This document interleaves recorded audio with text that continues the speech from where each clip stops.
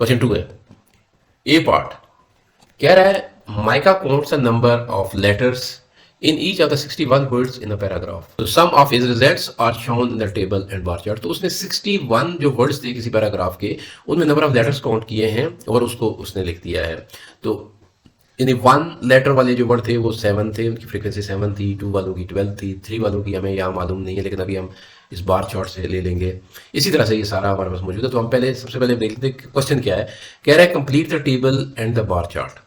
इसको तो ये जो मिसिंग फ्रीक्वेंसीज हैं इनको हमने मुकम्मल करना है सबसे पहले। तो ये कोई मुश्किल काम नहीं है। ये देखें यहाँ पर 3 लेटर्स वाले जो वर्ड्स हैं उनकी फ्रीक्वेंसी हमने देखनी है। तो ये मैं यहाँ पे आ जाता हूँ। ये देखें 3 लेटर वाली वर्ड्स जो हैं उनकी फ्रीक्वेंसी ये दी हुई है इस बार में, और वो 14 बनती है। तो मैं यहाँ पे 14 लिख देता हूँ। अब नेक्स्ट आ जाता है 5 लेटर्स वाले जो वर्ड्स हैं उनकी फ्रीक्वेंसी भी लिखनी है, लेकिन यहाँ पे उसने हमें दिया नहीं है। ये वाला बार हमें बना कर नहीं दी हुई, इसलिए हम इसको और तरह से कर लेंगे। हम इसको ऐसे कर लेते हैं, क्योंकि टोटल वर्ड्स तो 61 है। ये जो फ्रीक्वेंसी इसका सम इस 61 से माइनस कर देंगे तो हमारे पास आंसर आ जाएगा।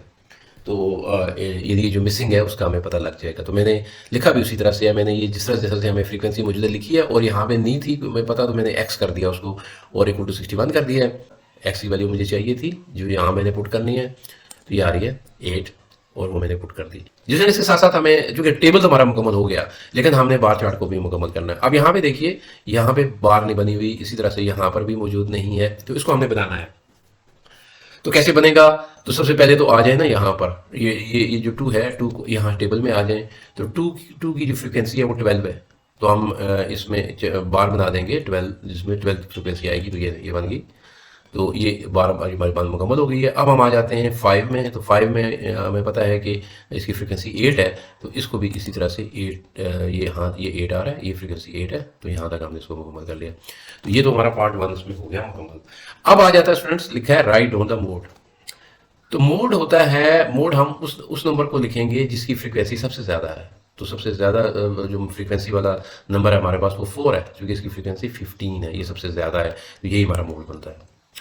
ये भी मैंने लिख दिया यहाँ पर। नेक्स्ट जो पार्ट है क्वेश्चन का वो देख लेते हैं। आगे कह रहा है grace also counts the number of letters in each word of another paragraph. Her results are shown in the table. ये टेबल हमारे पास है और टेबल मुकम्मल है, इसमें फ्रिक्वेंसीज वगैरह सारा कुछ दिया हुआ है। कह रहा है वर्क आउट द मीन, तो इसका मीन फाइंड करना है। तो देखिए स्टूडेंट्स, एक होता है रॉ डाटा। तो रॉ डाटा में तो सिंपली हम क्या करते हैं जी, जब हमें मीन फाइंड करना होता है तो हम जितने भी नंबर हमारे पास होते हैं उन सबको ऐड करते हैं और डिवाइड कर लेते हैं उसका, जितनी दफ़ा वो नंबर आए, यानी n से हम डिवाइड करते हैं तो हमारे पास आ जाता है। लेकिन ये डाटा जो है टेबुलेटेड डाटा है, टेबल के अंदर दिया गया। इसमें फ्रिक्वेंसी भी मौजूद है और हमारे पास नंबर भी मौजूद है।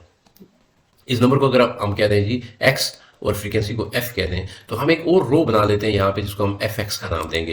यानी f और x को आपस में मल्टीप्लाई करके यहाँ पे एक रो हम लिख लेते हैं। तो मैं 1 और 10 को जब मल्टीप्लाई करता हूँ तो मेरे पास 10 आता है, 2 और 18 को करता हूँ तो 36 आता है। इसी तरह से बाकियों को भी हम मल्टीप्लाई करके एक नई रो मैंने जनरेट कर ली यहाँ पर।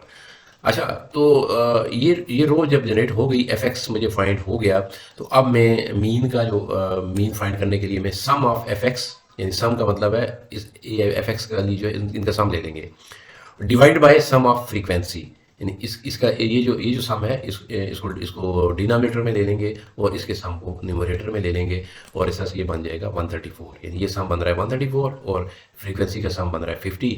आंसर हमारे पास आ रहा है 2.68 जी। हो सकता है कुछ स्टूडेंट्स को ये थोड़ा डिफिकल्ट लग रहा हो, तो वो दूसरे तरीके से भी कर सकते हैं कि वो इस रो को बेशक जनरेट ना करें और सिंपली ऐसे, मतलब मैंने दूसरा तरीका ये लिख दिया कि 1 × 10 ये ब्रैकेट में मैंने लिखा, प्लस फिर इसका जो प्रोडक्ट है उसको ब्रैकेट में लिखा, फिर इसके प्रोडक्ट ऐसे करके डिवाइडेड बाई वही 50 मैंने ले लिया जो फ्रीक्वेंसी का सम है, और उससे भी यही आंसर हमारे पास आएगा।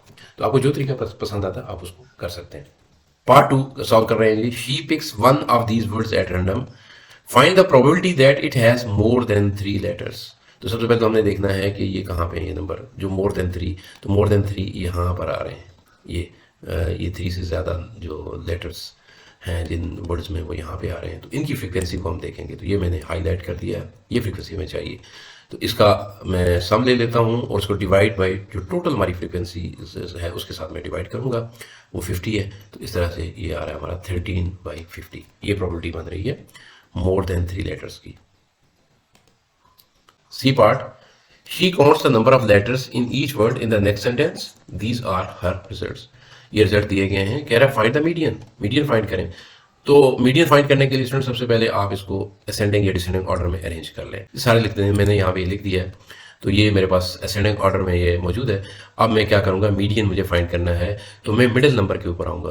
तो ये चूंकि 12 नंबर्स हैं तो इवन है, तो इसका मतलब है मिडिल के 2 नंबर होंगे जिनकी मुझे एवरेज लेनी है फिर, क्योंकि 2 नंबर आ जाएंगे मिडिल में, 1 नंबर नहीं आएगा। अगर 8 होता तो फिर 1 नंबर आता, तो इवन है तो 2 नंबर आएंगे। तो आप काउंट करके ले सकते हैं या साइडों से, यानी कि इस 1 को और 9 को पहले कैंसिल कर दें, फिर 2 और 7 को कर दें, फिर ऐसे आप मिडिल में आ जाएंगे।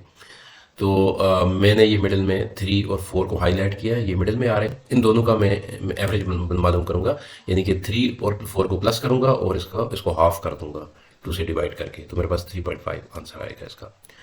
Find the range. तो रेंज क्या होती है स्टूडेंट्स, जो मैक्सिमम नंबर होता है ना, उसमें से आप मिनिमम को माइनस कर दें। मैक्सिमम 9 है, मिनिमम 1 है, माइनस करते हैं इसको, तो आपके पास 8 आंसर आ जाएगा।